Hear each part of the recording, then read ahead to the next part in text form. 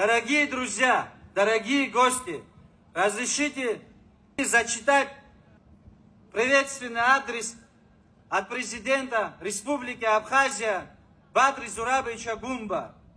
Уважаемые соотечественники, представители армянской общины, дорогие гости, праздник Амшен, который ежегодно проводится армянской общиной Абхазии, стал доброй традицией и по-настоящему любимым народным торжеством.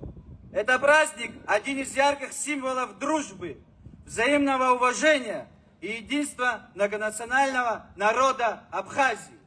Армяне живут на нашей земле уже несколько поколений. Абхазия стала для них родиной.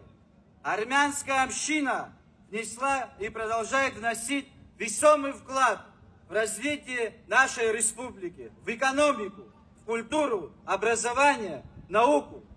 Особое место в нашей памяти занимает подвиг армянского батальона имени маршала Баграмяна, сражавшийся в рядах защитников Родины в годы Отечественной войны народа Абхазии. Их мужество, стойкость и самоотверженность навсегда вписаны в летопись нашей общей победы. Имена павших героев будут жить в сердцах благодарных поколений.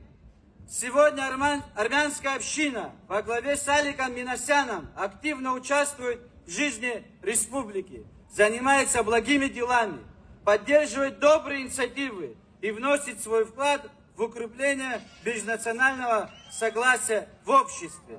Ваш труд и искреннее отношение к Абхазии заслуживает глубокого уважения. Дорогие друзья, пусть праздник Амшен и впредь остается символом добрососедства и единения. Пусть в каждом доме царит мир, благополучие и согласие.